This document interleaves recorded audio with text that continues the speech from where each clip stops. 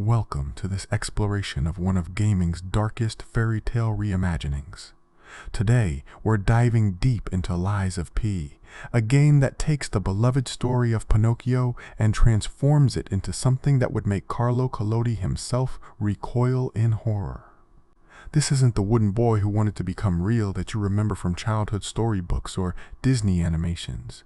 This is a nightmare wrapped in Victorian elegance, a steampunk hellscape where puppet strings become nooses and wishes become curses. Picture this. You awaken not in a warm carpenter's workshop filled with wood shavings and the comforting scent of varnish, but in an abandoned train car at Krat Central Station. The silence is suffocating. Through grimy windows, you glimpse a city that once gleamed with Belle Époque grandeur, now shrouded in fog and decay. P awakens in an abandoned train at the Krat Central Station and hears the voice of a woman named Sophia, who directs him to Hotel Krat. But this isn't a gentle awakening. It's a resurrection into a world gone mad. The first steps you take through Krat's cobblestone streets immediately shatter any preconceptions you might have carried with you. Where Collodi's original tale spoke of mischief and moral lessons, Lies of P presents you with jump scares throughout, the freakish corrupted red-eyed puppets charging your way, and the mutated zombie-like enemies affected by petrification disease running rampant in Krat. The very architecture seems to scream its warnings. Ornate facades crumble to reveal mechanical horrors within, and what should be charming music boxes play, discordant melodies that echo through empty streets like funeral dirges. This is a world built entirely on lies, and the greatest lie of all might be that anything here was ever innocent. Lies of P is a dark retelling of the story of the famous puppet Pinocchio, and it is set in a Belle Époque era in Europe around the late century to the early century. The developers have taken this specific time period, an era of industrial revolution and mechanical marvels, and twisted it into a gothic nightmare where progress itself becomes the monster. Every corner of Krat tells a story of paradise lost. The grand hotels that once hosted society's elite now serve as makeshift fortresses for desperate survivors. The opera houses where culture flourished have become puppet graveyards, their stages littered with mechanical corpses still twitching in grotesque parodies of their final performances. Lies of P takes some of the ideas of the Byron-inspired Gothic Victorian vampire horror of Bloodborne and transposes them to the boulevards and grand arcades of a fictitious version of World's Fair era. Paris. But unlike Bloodborne's cosmic horror, Lies of P's terror is deeply personal. These aren't eldritch abominations from beyond the stars, but servants who once poured your tea, now seeking to spill your blood. Now, let's talk about the elephant, or should I say, the puppet in the room. The protagonist you control isn't quite the Pinocchio you're expecting. In fact, in the game, it is revealed that despite being based on the adventures of Pinocchio, P isn't actually Pinocchio. In one of the interactions with Gemini, the cricket reveals that the story exists in the game, and there is a character who is very much obsessed with the fairy tale of a mischievous wooden puppet becoming a real boy through his adventures. This meta-narrative twist adds layers of psychological horror to an already disturbing tale. Carlo, also known as the boy, and Geppetto's real son, is a posthumous character in Lies of P. He was Giuseppe Geppetto's only son, who was mysteriously murdered a few years before the events of the game, and the reason for the creation of the near-identical puppet, P. Think about that for a moment. You're not playing as Pinocchio wanting to become a real boy. You're playing as a puppet designed to resurrect a dead child. Every step you take, every enemy you defeat, every lie you tell is in service of a father's twisted grief. The humanity paradox at the heart of Lies of P turns the original story's central theme inside out. Pinocchio's nose doesn't grow like he's known for. His tendency to lie is still present and directly affects the story. But here, lying doesn't make you less human. It makes you more so. That's why being truthful in this game is shown as being a mindless puppet, but lying brings up P's humanity. The grand covenant that binds all puppets includes the rule that they cannot lie. So every deception you speak is an act of rebellion against your mechanical nature, a step closer to the humanity you seek but may never truly achieve. The game brilliantly explores what it means to be human through its central mechanics. Each choice to lie or tell the truth accumulates, physically and spiritually changing P throughout the journey. But these aren't simple moral choices between good and evil. Sometimes a lie shows compassion where truth would wound. Sometimes honesty is the cruelest cut of all. The system forces you to confront uncomfortable questions. Is humanity defined by our capacity for deception? Are we most human when we choose to spare others pain through falsehood, or when we embrace brutal honesty regardless of consequences? And then there's Geppetto. Oh, Geppetto. Forget everything you know about the kindly old woodcarver who just wanted a son to love. He's not the loving father to Pinocchio that we see in the original story. Geppetto is a loving father, yes, but of a boy named Carlo. He doesn't want to turn Pinocchio into a real boy. This Geppetto is something far more sinister, far more human in the worst possible ways. Regrettably, Geppetto lost his direction following the death of his wife Camille in an accident staged as part of an alchemist plot.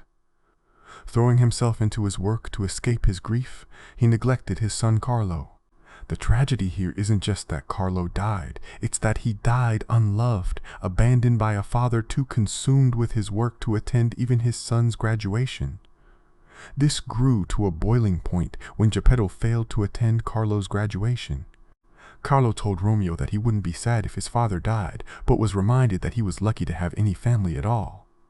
In a form of protest and resentment to his father, Carlo gave his necklace to Romeo as a gift to show his friend that he admired him.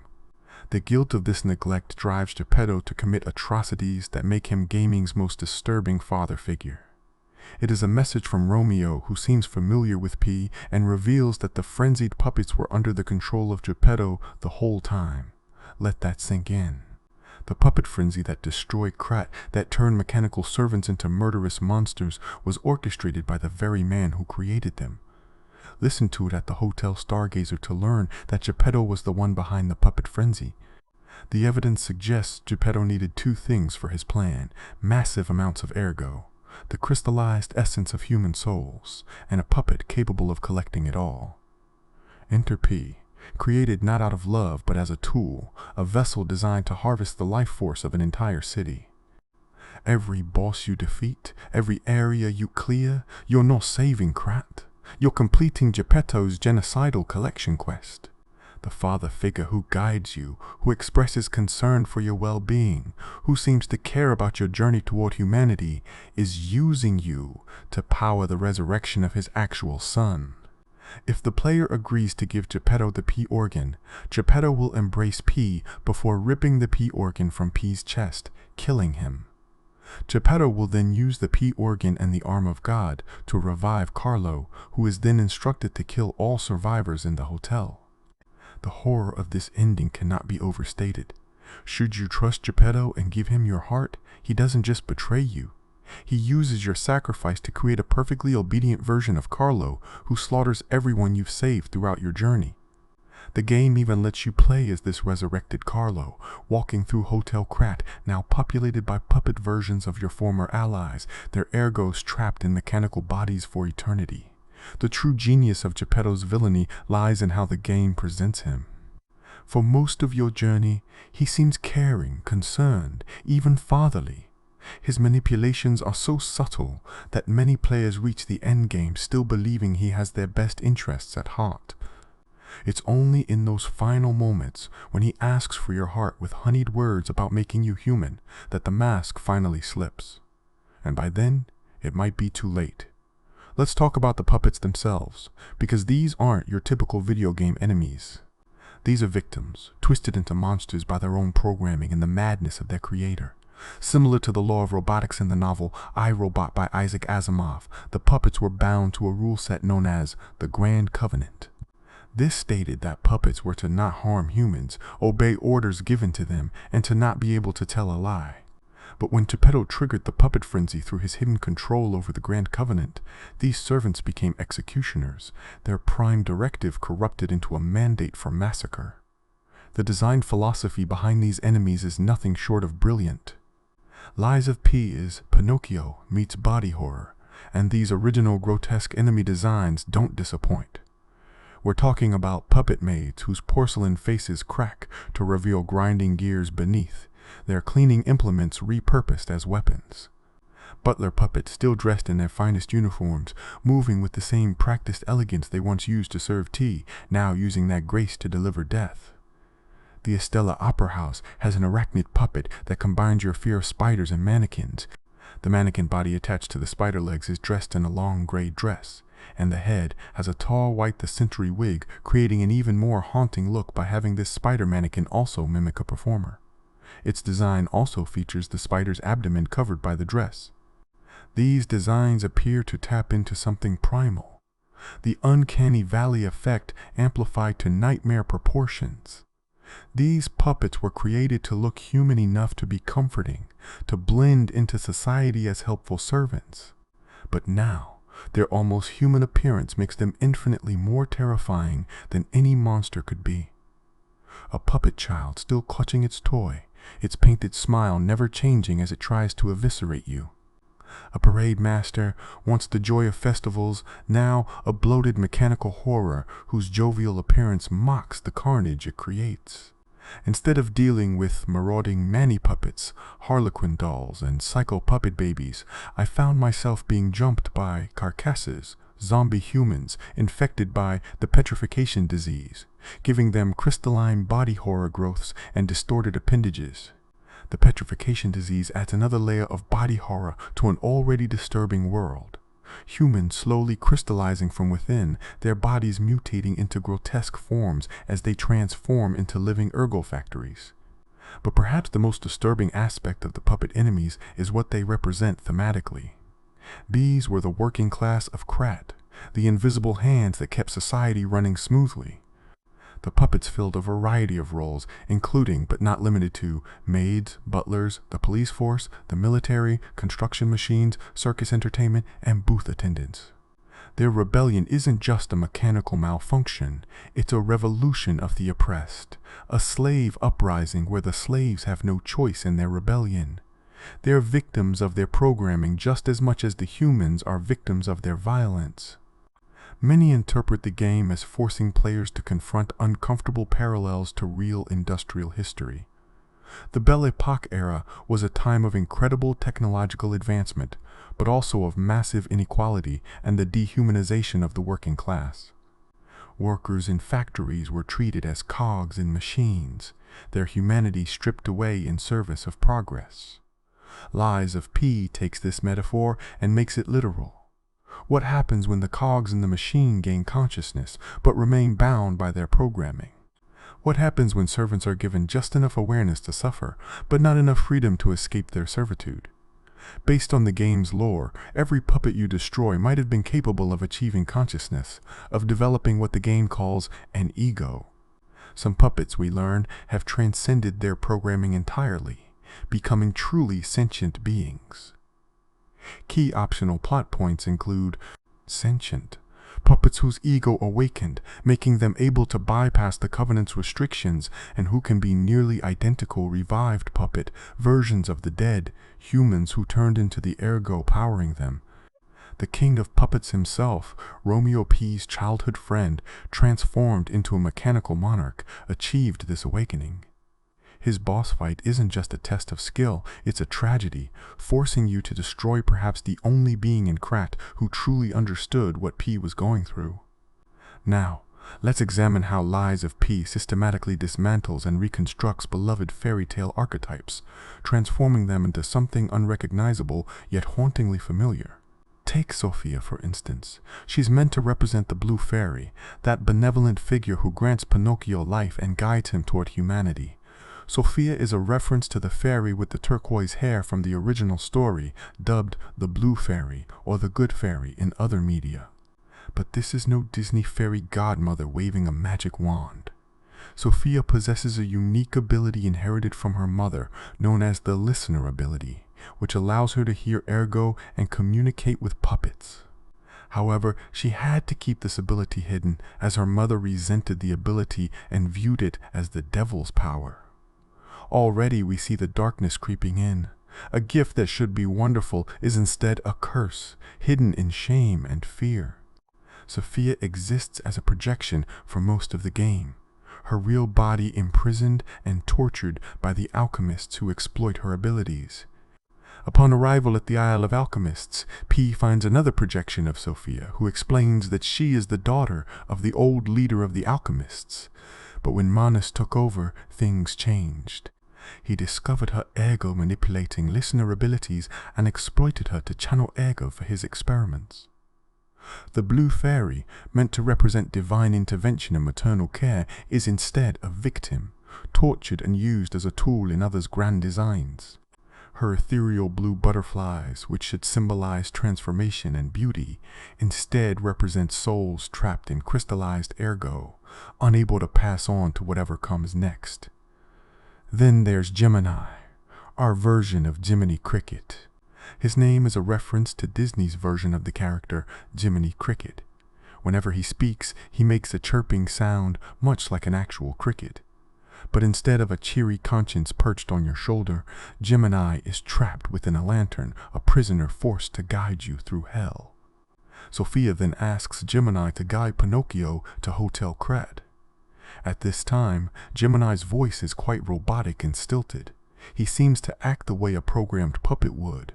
He also refers to himself in the third person. The transformation of Gemini throughout the game mirrors P's own journey. Starting as a mechanical guide following programming, he slowly develops personality, humor, and what might even be called friendship with P. But there's something deeply unsettling about a conscience trapped in a lamp, only able to observe and comment but never truly act. He watches every horror you encounter, every moral compromise you make, every life you take or spare, bound to you but powerless to stop you. In many ways, Gemini represents the player themselves. Observers in this twisted tale, able to guide but ultimately helpless against the machinery of fate grinding forward. The fox and cat, those cunning tricksters from the original tale, also make their appearance, but transformed into something far more sinister. The red fox and black cat aren't just con artists looking to swindle a naive puppet.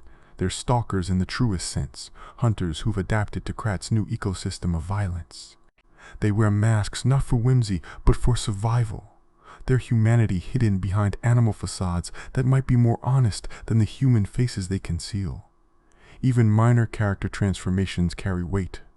The Black Rabbit Brotherhood, possibly inspired by the Rabbit Undertakers from Collodi's original story, has become a criminal syndicate that profits from Krat's chaos.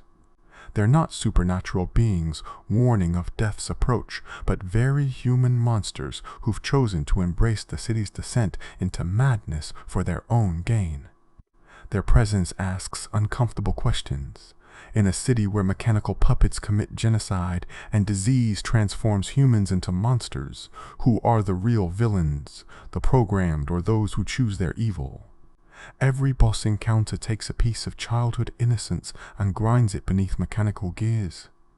The parade master, who should represent joy and celebration, has become a bloated monstrosity, his jovial appearance a mockery of the festivities he once led.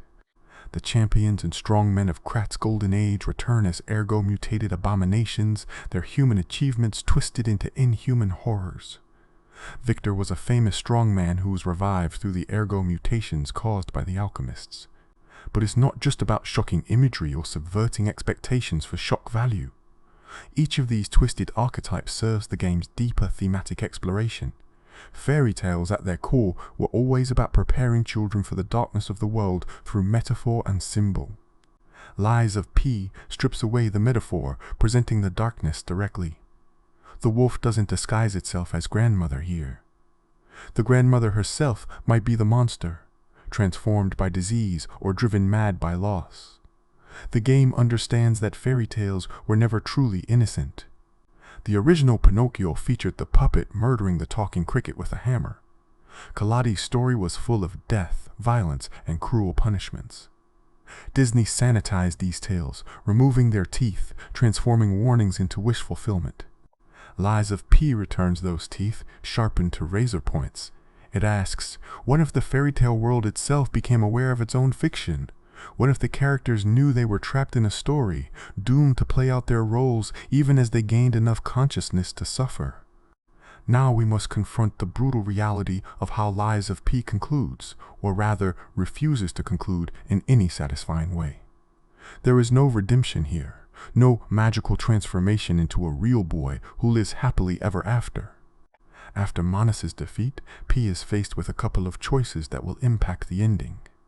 Geppetto will ask P to return his P organ that he has empowered with his growing humanity, so he can give it to a puppet made using Carlo. The game presents you with 3 possible endings, each more harrowing than the last.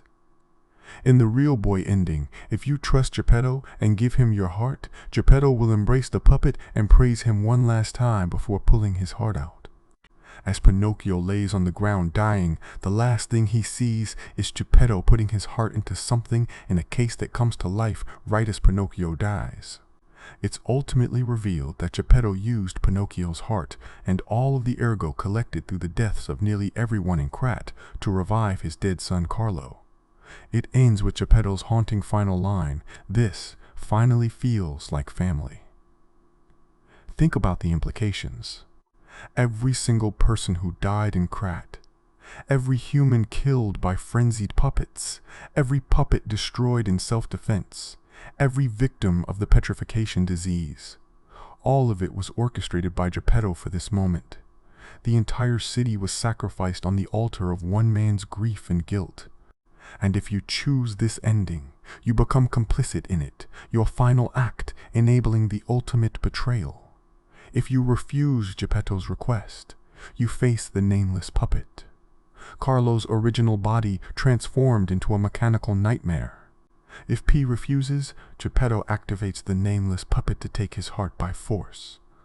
Eventually, the nameless puppet, who has seemingly become sentient and wishes to avoid having their heart replaced with Carlo's, attempts to stab the heart of a defenseless P.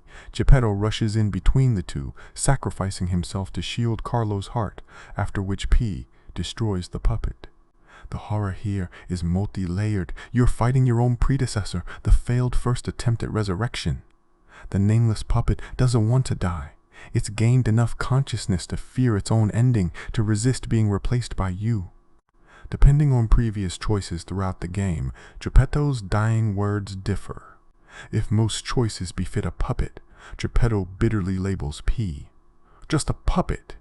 But if the player mercy kills Sophia and made enough human, like choices, P will hear different final words. But none of them offer true closure or redemption. Even in death, Geppetto either dismisses P as a failure or finally acknowledges him as human only when it's too late to matter. The Rise of P ending, considered the good ending, is perhaps the most philosophically disturbing. After defeating the nameless puppet and witnessing Geppetto's death, in a selfless act that would take a great toll on his own physical well-being, he transferred Sophia's ergo into the puppet, bringing her back to life. Sophia, filled with boundless joy at the sight of P, who lay unconscious after the taxing ordeal, left him a heartfelt letter. In this message, she explained her intent to remain at Arch Abbey for the time being. She believed that society needed to come to terms with the emergence of puppets as a new form of humanity. Sophia entrusted P to eliminate any remaining threats and aid the people in their process of healing and acceptance. P sacrifices himself to give Sophia new life in a puppet body, but what kind of existence is this? She becomes what P always was, a soul trapped in a mechanical shell, forever separated from true humanity. The cycle continues, just with different players. P's sacrifice doesn't break the cycle, it perpetuates it. What makes these endings truly disturbing is their rejection of the fundamental promise of the Pinocchio story. The original tale promised that good behavior, honesty, and courage would be rewarded with transformation into a real boy. Lies of P reveals this as the ultimate lie. There is no becoming real. There is no reward for virtue. There is only the choice between different flavors of tragedy. The game leaves you with the weight of every life lost, every choice made, every lie told or truth spoken. Krat remains a graveyard. The survivors, if any remain, must rebuild in a world where the very concept of servitude has been forever tainted by bloodshed. How do you trust anything mechanical in a world where machines committed genocide? How do you rebuild when the very foundations of your society, the puppets that enabled Krat's golden age, represent humanity's greatest failure? We learn that Lies of P takes place in a grimdark Kingdom Hearts-esque multiverse, and that the thematic sequel will tentatively star Dorothy. We learn that Lies of P takes place in a grimdark Kingdom Hearts-esque multiverse, and that the thematic sequel will tentatively star Dorothy. The game's final moments reveal that this nightmare is just one of many, that other fairy tales are suffering similar dark transformations across this multiverse. Dorothy from The Wizard of Oz is next, and one can only imagine what horrors await in a dark reimagining of Oz. This ending revelation recontextualizes everything. P's story isn't unique. It's part of a pattern, a systematic deconstruction of childhood innocence across multiple realities. The game suggests that all fairy tales exist in this multiverse, all being corrupted, all having their messages inverted. If Pinocchio's lesson about honesty becomes a world where lies make you human, what happens to Dorothy's journey home? What becomes of There's No Place Like Home, when home itself might be the real nightmare? The lasting impact of Lies of P extends beyond its immediate narrative. It forces us to reconsider the very nature of fairy tales and what they mean in our modern context. Original fairy tales were warnings dressed in wonder, cautionary tales that prepared children for a dangerous world while still maintaining hope that virtue would be rewarded. Disney transformed them into pure wish fulfillment, removing the danger and amplifying the magic. But Lies of P suggests a third evolution, fairy tales as existential horror, where the very structure of narrative itself becomes the trap. In P's world, following the rules makes you a slave. Breaking them makes you human, but doesn't guarantee happiness or survival. The game presents humanity not as a goal to achieve, but as a burden to bear. Every step toward humanity is a step toward moral complexity, toward the capacity for both good and evil, toward the terrible freedom of choice in a world where every choice leads to suffering. The trend of dark fairy tale adaptations isn't new, but many would argue that Lies of P pushes it to new extremes. While other games might add mature themes to childhood stories, Lies of P fundamentally breaks the contract between storyteller and audience. It doesn't just subvert expectations, it interrogates why we had those expectations in the first place. Why did we believe that becoming human was desirable? Why did we think honesty was virtuous? Why did we assume that fathers want what's best for their children? The game stands as a pioneer in what might be called existential fairy tale horror. Not just making fairy tales scary, but using fairy tale structure to explore the horror of existence itself. It suggests that our beloved childhood stories weren't preparing us for the world's dangers. They were lying to us about the nature of reality. There are no happy endings because endings themselves are illusions. There is no becoming real because reality itself is suspect. As we reach the conclusion of our journey through Krat's mechanical nightmare, we're left with more questions than answers. What does it mean to be human when humanity itself has created such horrors? Is consciousness a gift or a curse when it only allows us to comprehend our own suffering? Can there be redemption in a world built on lies, where even the truth serves deception's purposes? Lies of P doesn't answer these questions. It forces us to live with them, to carry them with us long after we've put down the controller. Every puppet enemy we destroyed might have been on the verge of consciousness. Every human we saved might have been better off dead. Every lie we told brought us closer to a humanity that might not be worth achieving. The game's true horror isn't in its grotesque enemies or shocking plot twists. It's in the way it makes us complicit in its darkness. I'm trying to reach 1,000 subscribers here on the channel, and your support means the world to me.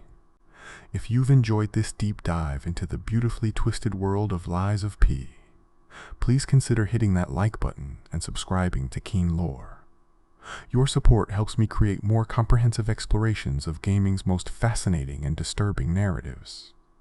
We've got so many dark corners of gaming lore left to explore together. Thank you so much for joining me on this journey through Krat's nightmarish streets. The beauty of games like Lies of P is that they trust us to handle complex themes, to sit with discomfort, to find meaning in darkness. They don't insult our intelligence with simple morality tales or clear-cut heroes and villains. They present us with worlds where everyone is both victim and perpetrator, where salvation and damnation are sometimes indistinguishable. As we move forward into an era where gaming narratives grow ever more sophisticated, Lies of P stands as a testament to what the medium can achieve. It's not just a dark reimagining of Pinocchio, it's a meditation on consciousness, free will, the nature of humanity, and the lies we tell ourselves to survive in an uncaring universe. It asks whether becoming real is worth the price when reality itself is a nightmare. The puppet strings had been cut, but we're no more free than when they bound us. Welcome to the new age of fairy tales, where the only truth is that everything is a lie, and the only humanity is in choosing which lies to believe. In Krat, the puppets have stopped dancing, but the show goes on. A perpetual performance where the audience and actors have forgotten who is who, where the stage is soaked in blood and oil, where the final curtain never falls, because there's always another tragedy waiting in the wings.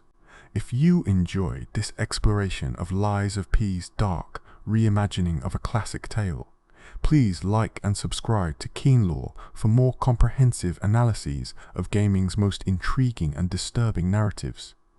Every subscription brings us closer to that 1,000 subscriber milestone, and I'm incredibly grateful for each and every one of you who joins this community of lore enthusiasts. Until next time, remember, in a world built on lies, sometimes the most honest thing you can do is admit that nothing is as it seems.